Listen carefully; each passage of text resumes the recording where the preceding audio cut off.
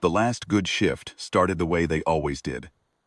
Mara, pouring 2 cups of terrible coffee from the mess dispenser, setting one on the console beside Fen without being asked, and the both of them watching the long, pale, nothing of deep transit scrolls past the forward viewport like a painting that had forgotten what it was supposed to be of.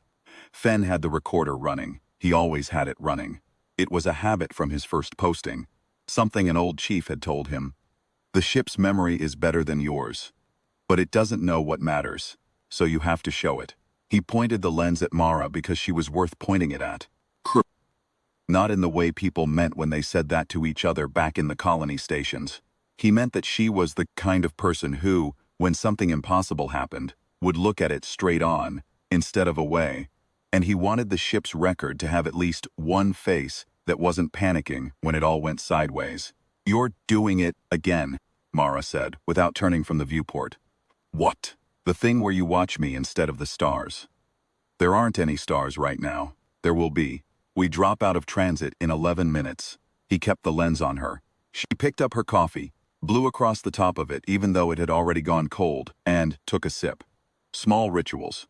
The kind of thing humans did in the dark, when they needed to remind themselves they were still themselves. She did it the way a person does something they've done 10,000 times, without looking, without thinking, with the quiet authority of the habitual. The gesture meant, I am still here, I am still me. The universe may be strange, but I have learned how I take my coffee, and that knowledge is mine. Fen kept the recorder running. The Vareth system had been silent for 9 years. That was what the probes said. No active signals, no EM scatter, no thermal variance that couldn't be explained by stellar output. The colony on Vareth Fower had simply stopped answering. 2,068 people, and then nothing, and then the silence calcifying into something that started to feel permanent. The families back on the transit hubs stopped calling their consulate representatives. The colonial authority issued quarterly statements that said nothing new in slightly different words. The scientific community published speculative papers. The news cycle moved on, as it always did, to fresher catastrophes.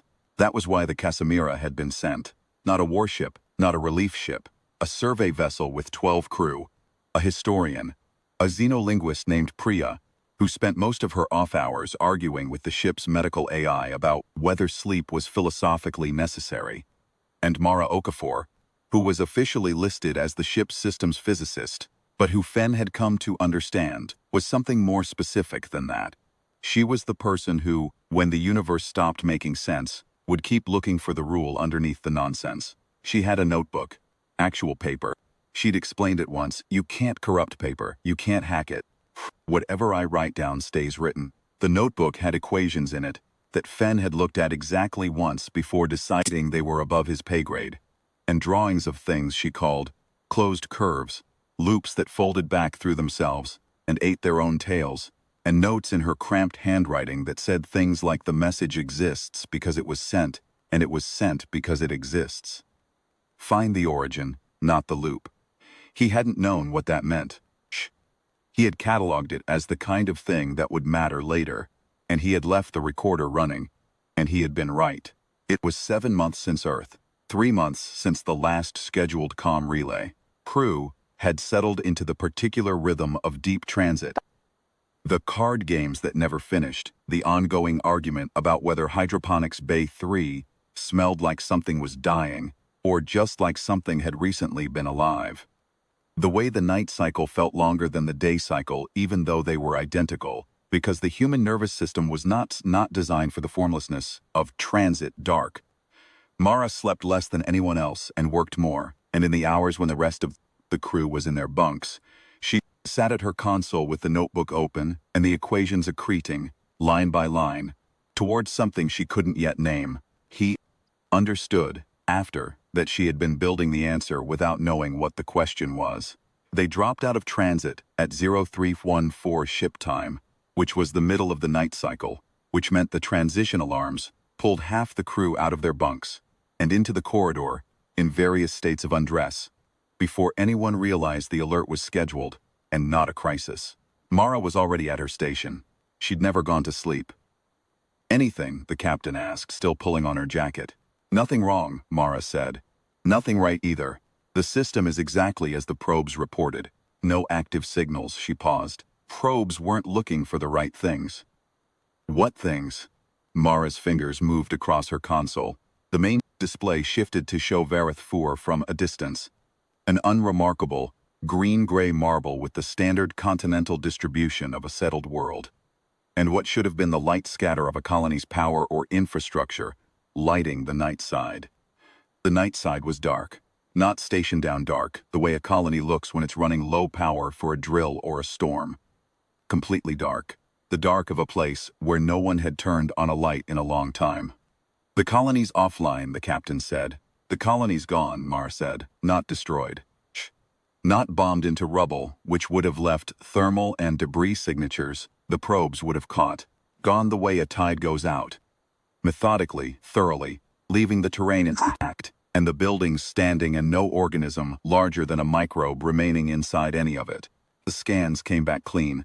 Structures undamaged, equipment present, atmospheric composition normal. No sign of disease, no sign of evacuation. No bodies, no blood, no burned fields or collapsed infrastructure. Just the colony, present and empty, like a word someone had written and then carefully erased without tearing the paper. Fen watched Mara's face as she read the data and did not look away, and he kept the recorder running. They went to silent running without the captain having to order it. It was the kind of instinct that moves through a crew the way cold moves through a pressurized compartment. Suddenly, and all at once, no one raised their voice. People moved to their stations with a particular economy of motion that kicks in when the body understands something the mind hasn't fully processed yet. The historian went to his bunk and locked the door and did not out for 6 hours, which Fen recorded and later removed from the official record on the grounds that it was human and not relevant to anything. What was relevant was Mara at her console for the next 4 hours, running every scan the Casimira's array could run, building a picture of Vareth 4 that became more unsettling the more complete it got. Not because it showed something terrible, because it showed nothing. The colony had been present, living, functional, and then, in the space of what the groundside sensors estimated was less than 4 minutes, it simply hadn't been. The message came at hour 4. It arrived on a channel that the Casimira's comm array wasn't designed to receive, which meant the array spent 47 seconds reconfiguring itself to handle the signal format before it could decode it. Which meant the first thing they heard was not a voice but a tone. A long, sustained, harmonically complex note that Priya later said felt, structurally, less like language and more like the mathematical equivalent of a knock at the door. Patient, deliberate, tone of something that had knocked on a great many doors and was prepared to wait as long as necessary. Bridge crew stood there listening to it, and nobody spoke. Priya had her eyes closed. She looked like she was trying to parse it in real time, which was probably what she was doing. The captain stood with her hands clasped behind her back and, her expression doing the thing it did when she was calculating, which looked from the outside like calm, and from the inside, Fen suspected, like barely contained motion. Then the voice began. It was not a voice anyone on the ship had heard before. It was built from human phonemes, arranged in patterns that were almost but not quite language, close enough that the brain tried to parse meaning out of it, and kept failing, which was worse than silence, because the brain doesn't know how to stop trying. It was like listening to a recording of your native language, slowed to half speed, and then replayed at double pitch. You kept hearing words that weren't there, meaning assembling itself at the edges of perception and dissolving before it resolved. Priya opened her eyes. Not language, she said. Carrier signal. There's something inside it. Mara was already looking. She had pulled the signal apart on her console, and she was staring at the secondary layer, the way she stared at equations she hadn't solved yet, with the specific focus of someone doing arithmetic at very high speed, in the part of their brain that doesn't narrate what it's doing. Fen crossed the bridge without being asked and stood behind her station so the recorder could see both the console and her face. She played it through her console speakers instead of the ship-wide system. It was her own voice, not a copy, not a synthesis. The cadence was wrong for a synthesis. Too many of the small hesitations that people do when they're thinking while speaking, the half-second gaps between phrases, the soft exhale before a difficult sentence, the slight tendency she had to raise her pitch on the last syllable of a question even when it wasn't technically a question. All of it was there. Whoever, whatever, had sent the message had found Mara Okafor's voice somewhere and used it to encode the signal. And the message it was saying was this: "The calculation is in the notebook. You already wrote it. Send this back." That was all. 11 words in her own voice, and then the carrier tone again, and then silence. Fen didn't put the recorder down. Mara sat very still for a moment. The bridge was silent, except for the ambient sound of the ventilation system and the very faint hum of the sensor array still running its scans. Then she opened the desk drawer where she kept the notebook during transit, and she took it out, and she opened it to page 43. The equation was there. She had written it 6 weeks ago, in the middle of a night cycle, working out what she'd called a theoretical navigation problem. The kind of pure math she did when she couldn't sleep, when the numbers were quieter company than the dark. She had shown it to Fen once, pointing at a section of it and saying, "This part is the part I don't understand. The origin keeps canceling itself out. I can't find where the information came from first." As if the equation had arrived already complete, and she was just copying it down, as if the derivation existed somewhere else. And what she had was only the conclusion. Now here was the answer. The information hadn't come from anywhere originally. It was a bootstrap. It existed because it would be sent, and it would be sent because it existed. And the loop closed on itself, the way all closed time-like curves eventually had to close. With someone making the choice. Captain said, "Mara." Mara said, "Give me a minute." The captain gave her a minute. What Mara explained, in the hour that followed, was this. Closed time-like curves were a theoretical construct in relativistic physics. Paths through space-time that bent back on themselves and formed loops. The Einsteinian geometry allowed for them. The causality problems they created were spectacular. The bootstrap paradox was the simplest version. An object or piece of information that exists only because it was sent back to create the conditions for its own existence, with no external source and no original cause. The example she used was a book. Imagine you travel back in time and give Shakespeare his own complete works before he's written them. Shakespeare reads them, is inspired, writes them. Books exist in a loop. They were written because they existed, and existed because they were written. And there is no first cause, no original moment when someone sat down and wrote them from nothing. The loop is the origin, she said. This is what the equation is. Whoever sent this message to me used my own voice, because it had to come from me. Not a recording of my voice taken from somewhere. My voice saying these specific words, meaning I sent this message at some point, meaning the loop already exists, meaning she tapped the notebook, meaning I already built the mechanism to send it. Priya said, "What mechanism?" Mara said, "I don't know yet. The equation describes the path. I haven't built the bridge." Fen looked at the recorder and looked at her and didn't say anything. The Varith Communion. That was what Priya eventually called them. The beings that had emptied the colony did not communicate the way things that evolved on planets did. They did not evolve on a planet. They had been born, as nearly as the xenolinguists could reconstruct over the weeks that followed, in the accretion disk of a neutron star, in conditions that made the electromagnetic spectrum itself a medium for cognition rather than mere signal. Time for them was not a river flowing in one direction, but something closer to a landscape. A thing you could stand in any part of, provided you knew the terrain, provided you had learned, across a very long existence, to read the topography of causality the way a navigator reads coastlines.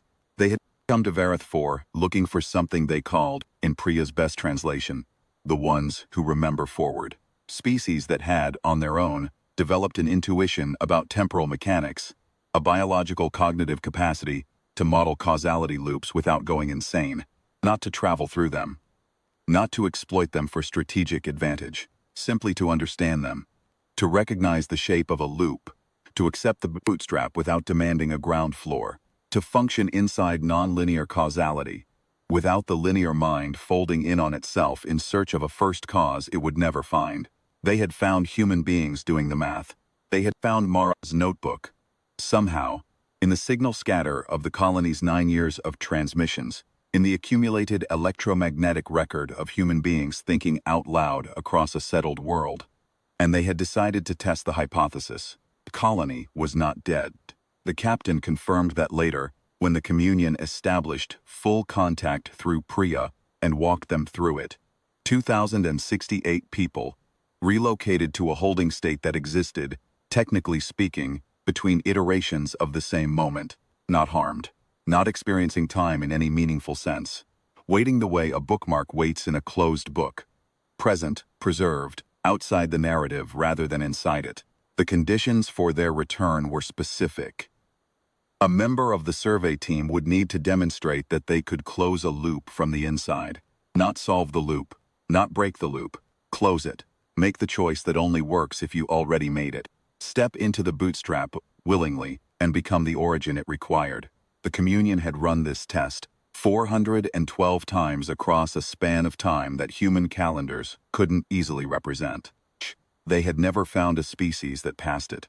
They had found many species that were intelligent, many that were capable, many that understood the mathematics when it was explained to them, understanding and doing different things.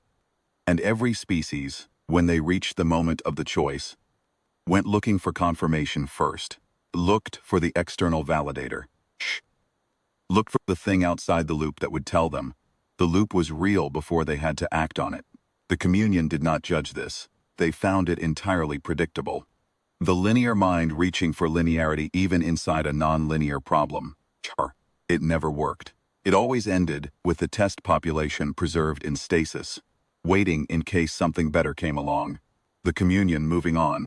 They had been patient for 4 centuries. They would be patient longer. Mara didn't go looking for the beginning. She sat in the mess hall with her notebook open on the table in front of her and her cold coffee beside it. And the recorder Fen had set on the table facing them both, and she said, "The problem with the bootstrap isn't that it has no origin.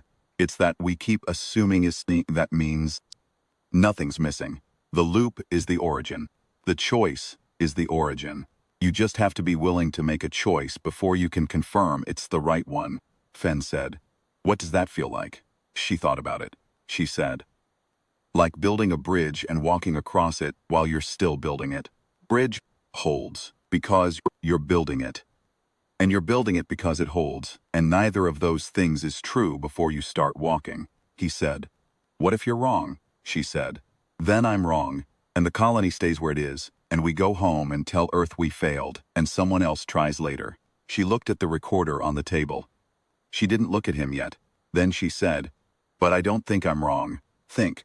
I've been building this for 6 weeks without knowing what I was building. I think the loop already exists. I think the equation is complete. I think if I don't send the signal, something I've already done stops being possible. And I don't know how to explain what that feels like, except to say it would be like not finishing a sentence you already started." He didn't say anything. She took the recorder off the table. She turned it in her hands for a moment. Then she set it back down, angled to capture both of them, and she said, "I need you in this part, not behind it." He sat down across from her. She built the transmission node using components from the sensor array and the communications rig and 3 items from engineering that the chief engineer described after as not designed for this purpose, but technically capable of it given sufficient creative reinterpretation. The math Mara used was from 43 of the notebook, extended across 17 new pages she wrote in a 6-hour session that Fen stayed awake for and documented entirely, including the moment, around hour 4, when she stopped and pressed both palms flat on the table and breathed slowly for 90 seconds in a row before picking up the pen again. He asked later what that was about. She said, "The last part of the equation requires you to solve for a value that only has a solution if you accept the loop as its own premise. Circular. You're using the conclusion to derive itself.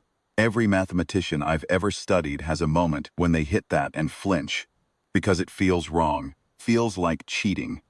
It feels like there should be something outside it anchoring it," she said. "I was flinching," she said. "And then I stopped." The communion did not simply wait while Mara worked. It communicated. Not in the way beings who share a planet communicate. not with urgency or with the social scaffolding of creatures that evolved around fires and needed each other to survive the cold.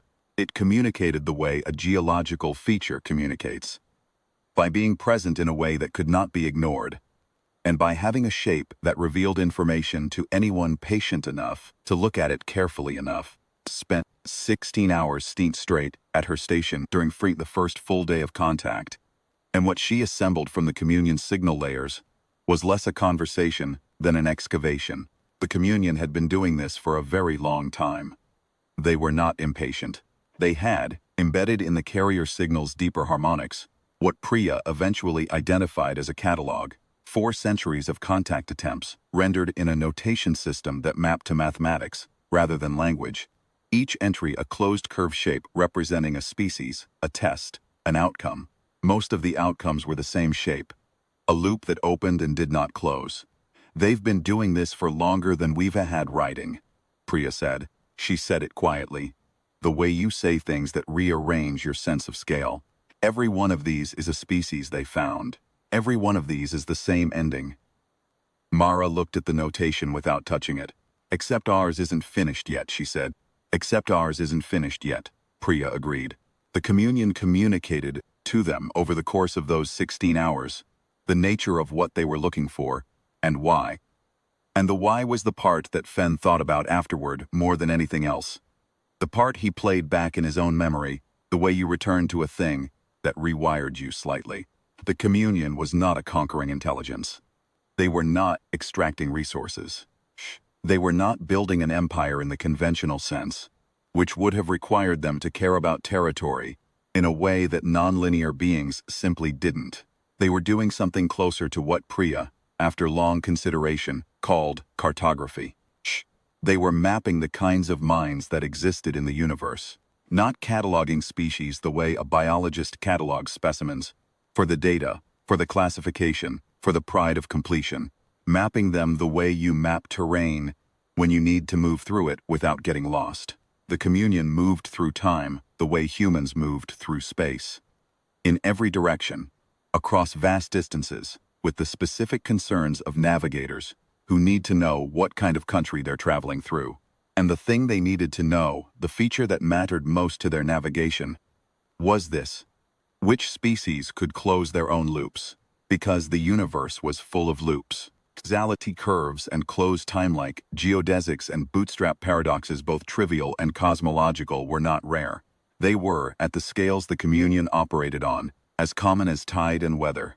A species that couldn't function inside them, that broke, or froze, or went looking endlessly for the ground floor, was a species that could not exist in the communion's country.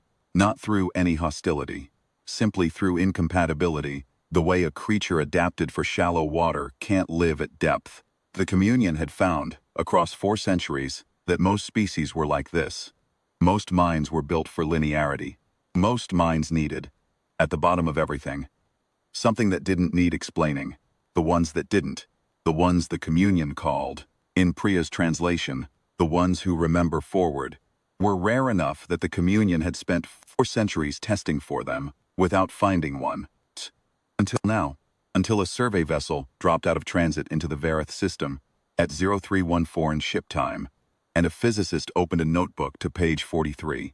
Mara worked through the second day and into the third. She requisitioned components with a focus that Fen recognized as the state she entered when the math was going well. Not frenetic, not rushed, but precise in a way that looked unhurried, because every motion was exactly the right motion, and there was no waste in it. The chief engineer, whose name was Solus, and whose professional opinion of theoretical physicists had previously been mixed at best, watched her work for an hour on the second day, and then simply started handing her components before she asked for them, developing by observation an understanding of what the next step would be before she got there. The captain came by twice. She didn't ask questions. She observed with the same economy that characterized everything she did. And then, she went back to the bridge and kept the ship silent and running and pointed at Varith and let Mara work. It was Fen who stayed.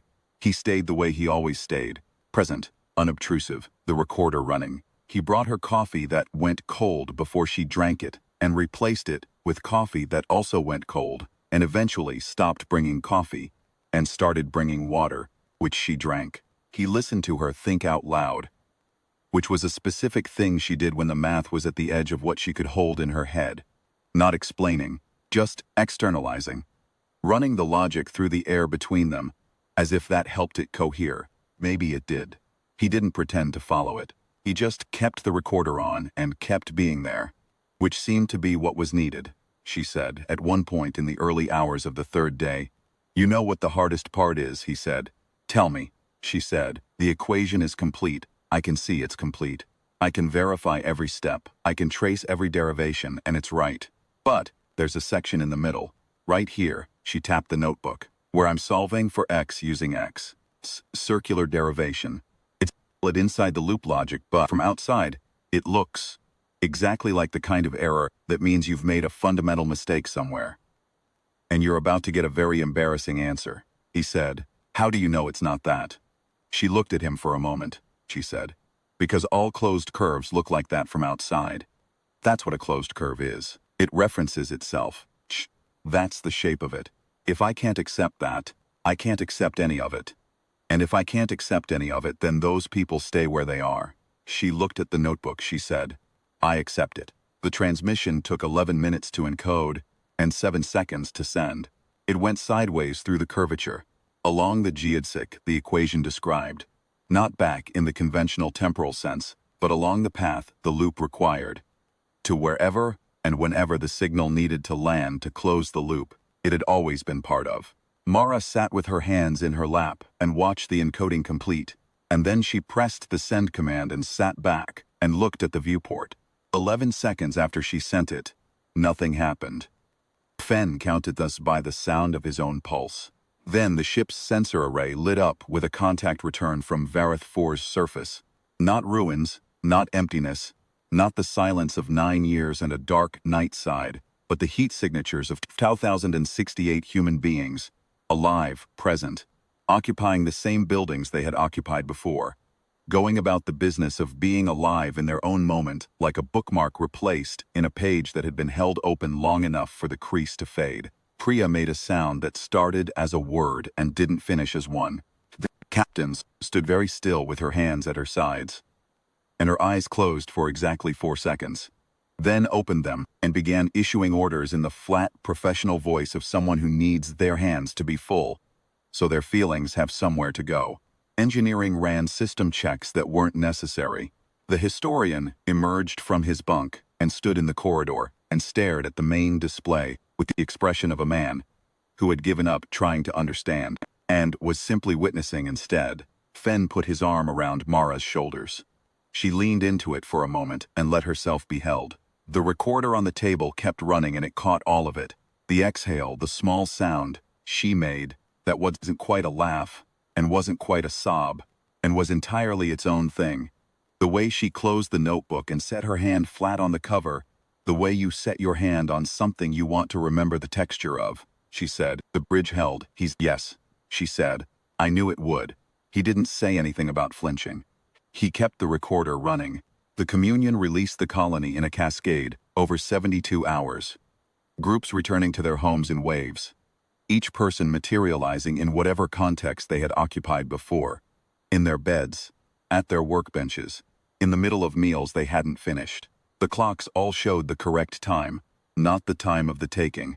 The colony systems restarted as if from a scheduled pause. Colony itself treated the return with the mixture of confusion, relief, and characteristic human stubbornness that manifests as everyone mostly just getting on with things, while they process the larger implications at their own pace. Fenn spent 2 days interviewing survivors for the historical record. He asked people what they remembered. Most of them remembered nothing, a tone, and then they were home. Some remembered a sense of elsewhere, though they couldn't describe it with any precision, the way you can't describe a dreamless sleep except by its absence. One woman, a geologist who had been alone in the field with her instruments and her notes, and a thermos of tea she'd been rationing, said, it felt like the universe forgot to finish a sentence, and then it remembered. Fenn played that recording for Mara later. She listened to it twice. She didn't say anything for a while. Then she said, "That's a better description than anything in my notebook," he said. "I'll add it to the record," she said. Add it to the record. The formal contact proceedings took 4 months. Priya led them with the patience and precision that made her genuinely exceptional at her work. Mara provided technical consultation. The captain represented the colonial authority and the human species with the same flat professional competence she brought to everything, which turned out to be exactly what was needed. The communion did not respond well to displays of emotion, not because they didn't have emotions in some functional sense, but because their emotional register operated on timescales that made individual human responses seem like individual photons rather than light. What they needed from the human representatives was consistency, presence, the willingness to keep showing up, iteration after iteration, to the slow work of mutual comprehension. What emerged from those 4 months was not an alliance and not a treaty. The communion did not operate in categories that implied linear relationships, with defined start points and obligations extending forward in time. What emerged was something they called, in Priya's translation, a recognition, a formal acknowledgement that human beings were among those species capable of closing their own loops, which placed them in a category of beings with whom the communion engaged as peers rather than subjects or specimens. The Casimira returned to Earth 7 months after it had left. The scientific community received the data with the specific mixture of excitement and institutional defensiveness that paradigm-breaking discoveries always produced.